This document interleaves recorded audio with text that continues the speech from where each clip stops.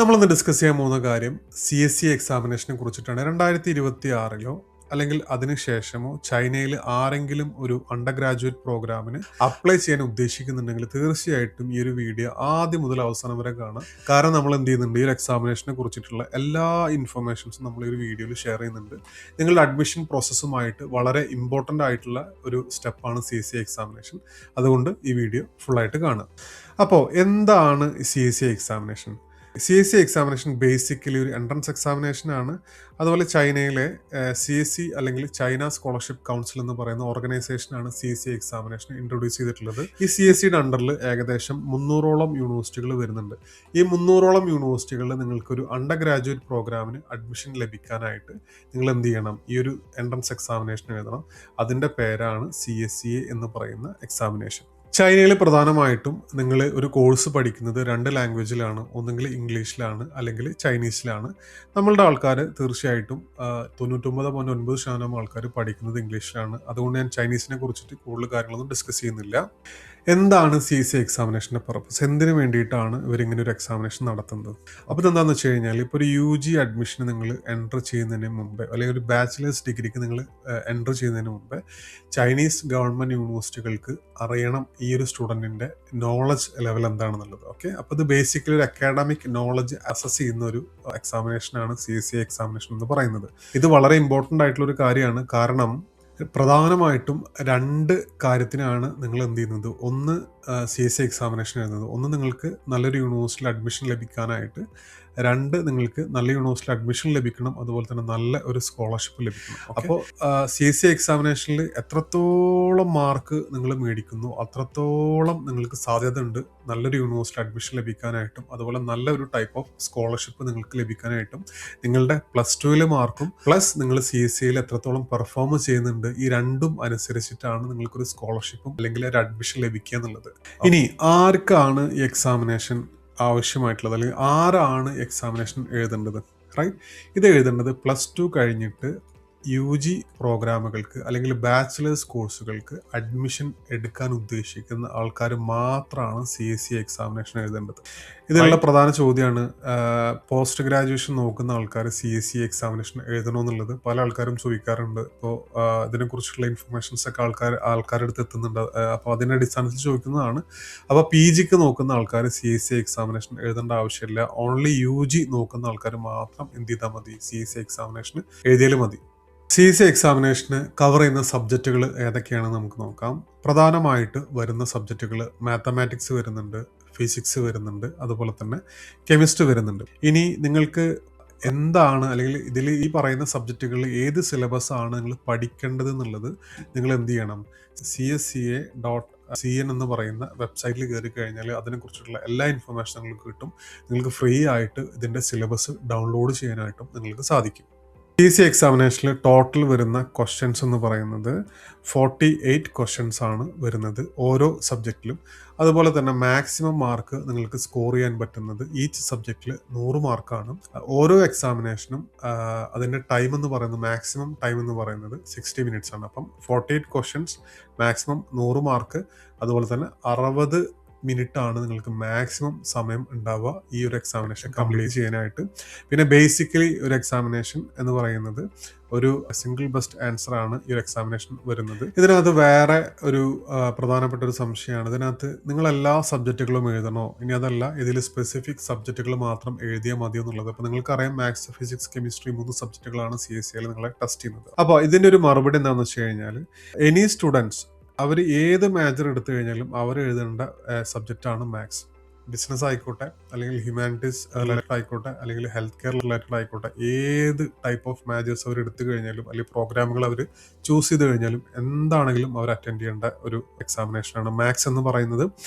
ഇനി ഇപ്പോൾ ഒരു ഹെൽത്ത് കെയർ പ്രോഗ്രാം എടുക്കുന്ന ഒരു സ്റ്റുഡൻ്റ് ആണ് വിചാരിച്ചോ. ഓക്കെ, ഉദാഹരണം നഴ്സിംഗ്, അതുപോലെ തന്നെ ഫാർമസി അല്ലെങ്കിൽ മെഡിസിൻ എന്നൊക്കെ പറയുന്ന ഹെൽത്ത് കെയർ റിലേറ്റഡ് പ്രോഗ്രാമുകൾ എടുക്കുകയാണെന്നുണ്ടെങ്കിൽ ഇവർ എഴുതേണ്ട എക്സാമിനേഷനാണ് ഐദർ മാത്സ് നിർബന്ധമായിട്ട് എഴുതണം, അല്ലെങ്കിൽ ഫിസിക്സ് ഓർ കെമിസ്ട്രി എഴുതണം. അപ്പോൾ അത് യൂണിവേഴ്സിറ്റി വെബ്സൈറ്റിൽ തന്നെ കൊടുത്തിട്ടുണ്ടാവും നിങ്ങൾ ഏതൊക്കെ സബ്ജക്റ്റുകളാണ് എഴുതേണ്ടത് എന്നുള്ളത് അണ്ടർ റിക്വയർമെന്റിൽ തീർച്ചയായിട്ടും കൊടുത്തിട്ടുണ്ടാവും. അത് നിങ്ങൾക്ക് ഫോളോ ചെയ്യാവുന്നതാണ്. ഇനി ഒരു എഞ്ചിനീയറിംഗ് റിലേറ്റഡ് പ്രോഗ്രാമുകൾ ചെയ്യുന്ന ആൾക്കാരാണെന്നുണ്ടെങ്കിൽ, എഞ്ചിനീയറിംഗ് റിലേറ്റഡ് പ്രോഗ്രാമുകൾ നിങ്ങൾ ചെയ്യുകയാണെന്നുണ്ടെങ്കിൽ, അല്ലെങ്കിൽ ഇപ്പോൾ ബേസിക്കലി എഞ്ചിനീയറിംഗ് എനി പ്രോഗ്രാം ആയിക്കോട്ടെ, അപ്പോൾ അവർ CSE ചൂസ് ചെയ്യേണ്ട സബ്ജക്റ്റുകൾ മാത്സ് ആണ്, പ്ലസ് മോസ്റ്റ്ലി ഫിസിക്സ് ആണ് അവർ ചൂസ് ചെയ്യേണ്ടി വരിക, ഓർ കെമിസ്ട്രി ചൂസ് ചെയ്യേണ്ടി വരും.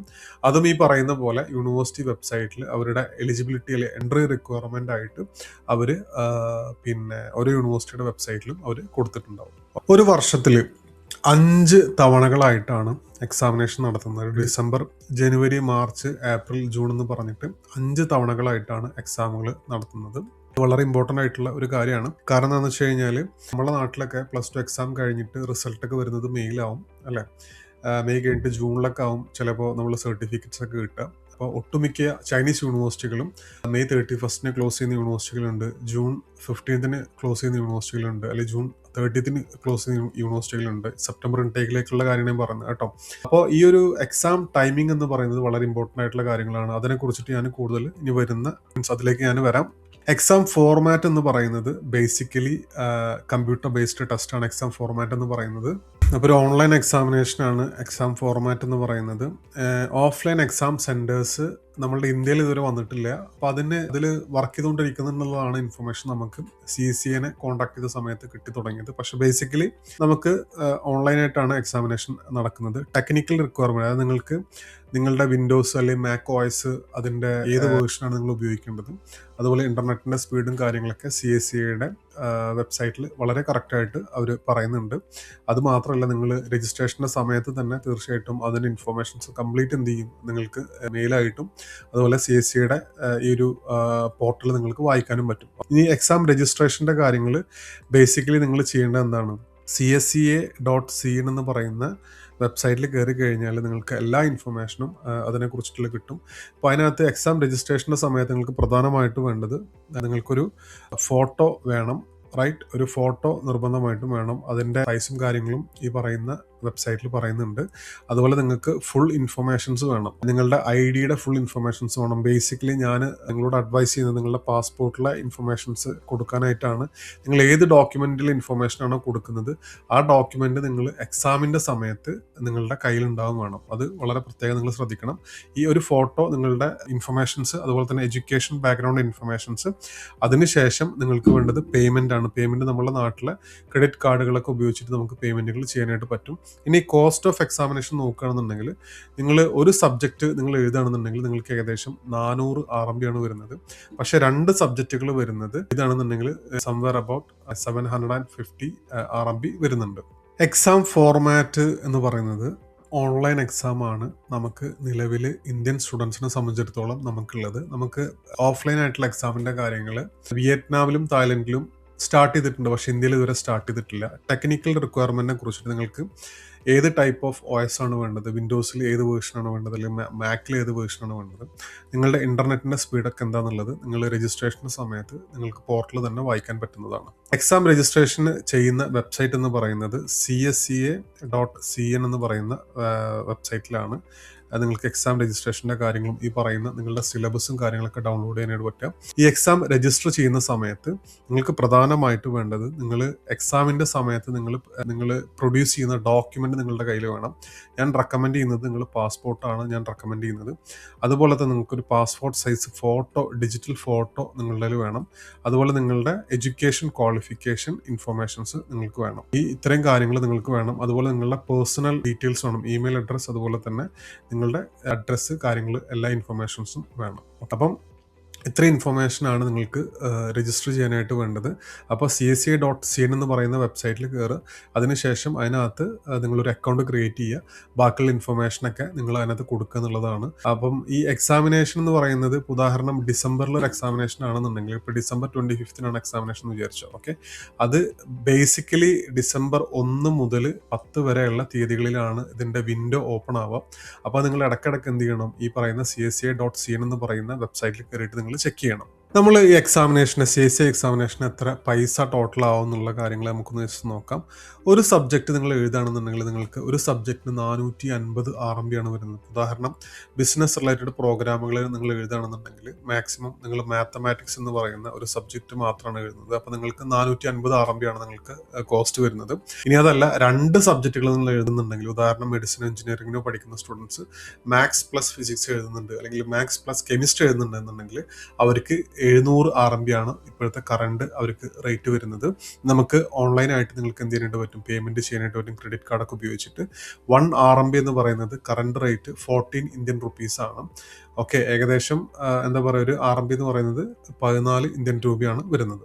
CSE എക്സാമിനേഷന് ഏജ് ലിമിറ്റ് ഉണ്ടോ എന്നുള്ള കാര്യം ഒരു വളരെ കോമൺ ആയിട്ടുള്ള ഒരു സംശയമാണ്. നമുക്ക് ഏജ് ലിമിറ്റോ കാര്യങ്ങളോ ഒന്നുമില്ല. പക്ഷെ നിങ്ങൾ 14 വയസ്സിന് താഴെയാണെന്നുണ്ടെങ്കിൽ നിങ്ങൾക്കൊരു പാരന്റൽ കൺസെന്റ് ഫോം നിങ്ങൾ ഫില്ല് ചെയ്യണം. അത് CSEക്ക് നിങ്ങൾ സബ്മിറ്റ് ചെയ്യും വേണം. അതുപോലെ വൺസ് നിങ്ങൾ എക്സാമിനേഷൻ എഴുതി കഴിഞ്ഞാൽ ഇത് എത്രത്തോളം ഈ ഒരു സർട്ടിഫിക്കറ്റിന് വാലിഡിറ്റി എന്നുള്ള കാര്യം വേറൊരു സംശയമാണ്. നിങ്ങൾക്ക് 2 വർഷമാണ് ഇതിന്റെ വാലിഡിറ്റി ഉള്ളത്. ഇതിനെ കുറിച്ചിട്ട് ഞാൻ ജസ്റ്റ് പറഞ്ഞുതരാം. നമ്മളുടെ എക്സാമിനേഷനൊക്കെ പ്രധാനമായിട്ടും +2 എക്സാമിനേഷനൊക്കെ കഴിഞ്ഞ് നമ്മൾ റിസൾട്ടൊക്കെ വന്ന് വരുന്നത് ഒരു മെയ് ജൂണാണ് വരുന്നത് അല്ലെ. റിസൾട്ട് വന്ന് സർട്ടിഫിക്കറ്റ് കിട്ടാനായിട്ട് മെയ് ടു ജൂണിലാണ് വരുന്നത്. നിങ്ങൾ ഈ ഒരു വർഷത്തെ ഒരു ഉദാഹരണം എടുക്കുകയാണെന്നുണ്ടെങ്കിൽ സെപ്റ്റംബർ 2026 ഇൻടേക്ക് ചൈനീസ് യൂണിവേഴ്സിറ്റികളിൽ ഒരു മെയ് 31 കുറേ യൂണിവേഴ്സിറ്റികൾ ക്ലോസ് ചെയ്യും.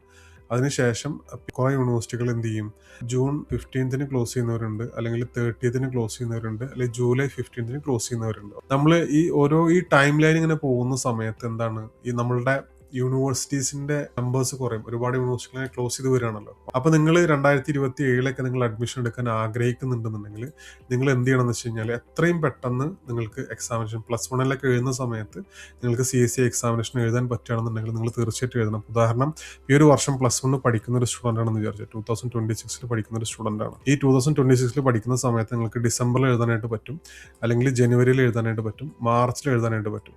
ഈ 3 സമയങ്ങളിൽ നിങ്ങൾക്ക് എന്ത് ചെയ്യാനായിട്ട് പറ്റും, നിങ്ങൾക്ക് എഴുതാനായിട്ട് പറ്റും.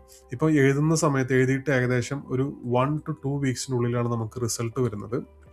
ഓക്കെ, ഈ റിസൾട്ട് വന്നിട്ട് നിങ്ങൾ നല്ല മാർക്കൊക്കെ നേടിയിട്ടുണ്ടെന്നുണ്ടെങ്കിൽ നിങ്ങൾക്ക് എന്താണ് ഇതിൻ്റെ വാലിഡിറ്റി എന്ന് പറയുന്നത് 2 ഇയർ ആണ് വാലിഡിറ്റി. ഓക്കെ, ഇപ്പോൾ ഞാൻ നേരത്തെ പറഞ്ഞ പോലെ ഈ 2026 +1 പഠിക്കുന്ന ഒരു വിദ്യാർത്ഥി ഡിസംബറിൽ എക്സാമിനേഷൻ എഴുതി അല്ലെങ്കിൽ ജനുവരിയിൽ എഴുതി നോക്കുക. ജനുവരിയിൽ എഴുതിയിട്ട് ഏകദേശം പിന്നെ 1-2 ആഴ്ചയിൽ റിസൾട്ട് വന്നു. അപ്പോൾ പിന്നെ അവർക്ക് വേറെ കാര്യങ്ങളൊന്നും നോക്കണ്ട. അവർക്ക് ഏകദേശം ഈ പറയുന്ന ഒരു മെയ് ഒക്കെ ആയിട്ടുണ്ടെന്നുണ്ടെങ്കിൽ അല്ലെ, മെയ്യിൽ അവരുടെ റിസൾട്ട് വന്നിട്ട് ജൂൺ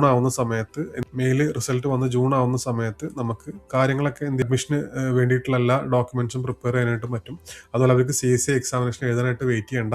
വൺസ് എല്ലാ ഡോക്യുമെന്റ്സും റെഡി ആയി കഴിഞ്ഞാൽ അവർക്ക് സ്ട്രേറ്റ് അവേ അപ്ലിക്കേഷൻ സ്റ്റാർട്ട് ചെയ്യാനായിട്ട് പറ്റും. അവരൊരു വർഷം മിസ്സാക്കില്ല എന്നുള്ളതാണ് ഞാൻ ഉദ്ദേശിച്ചത്. CSE എക്സാമിനേഷന് അണ്ടർ ഗ്രാജുവേറ്റ് പ്രോഗ്രാമിലേക്ക് അപ്ലൈ ചെയ്യാനായിട്ട് നിർബന്ധമാണോ എന്നുള്ളതിനെ കുറിച്ച് നമുക്കൊന്ന് ഡിസ്കസ് ചെയ്യാം. ഇപ്പോൾ CSE China scholarship council October 2025 ആദ്യമായിട്ട് CSE എക്സാമിനേഷൻ ഒരു പൈലറ്റ് ടെസ്റ്റ് ആയിട്ട് നടത്തുന്നത്. അതിനുശേഷം ഡിസംബർ 2025 അത് ജനറലായിട്ട് എക്സാമിനേഷൻ നടത്തി. അതിനുശേഷം കുറച്ച് മാസങ്ങളൊക്കെ ഒരു 3-4 തവണ എക്സാമിനേഷൻ ഇപ്പോൾ മാക്സിമം നടന്നിട്ടുണ്ട്. ഇപ്പോഴത്തെ ഒരു അവസ്ഥയിൽ നേരത്തെ നിങ്ങളോട് സൂചിപ്പിച്ച പോലെ 300ഓളം യൂണിവേഴ്സിറ്റികളാണ് CSEയുടെ ചൈന സ്കോളർഷിപ്പ് കൗൺസിലിന്റെ അണ്ടറിൽ വരുന്നത്. ഓക്കെ, 300 യൂണിവേഴ്സിറ്റികൾ വരുന്നുണ്ട്.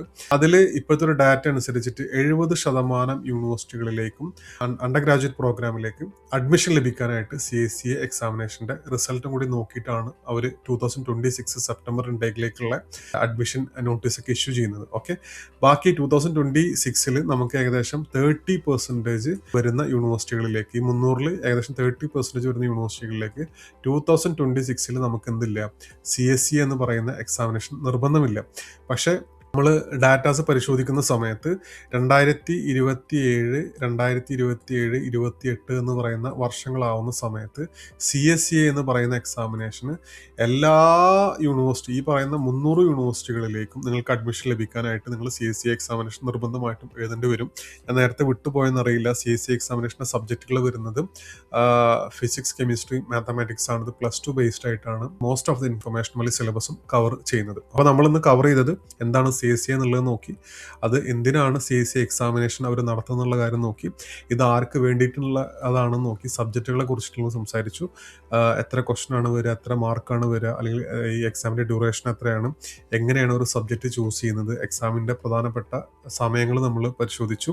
എക്സാമിൻ്റെ ഫോർമാറ്റിനെ കുറിച്ചിട്ടും അല്ലെങ്കിൽ ടെക്നിക്കൽ റിക്വയർമെൻറ്റിൻ്റെ ബേസിക് ആയിട്ടുള്ള കാര്യങ്ങൾ നമ്മൾ സംസാരിച്ചു.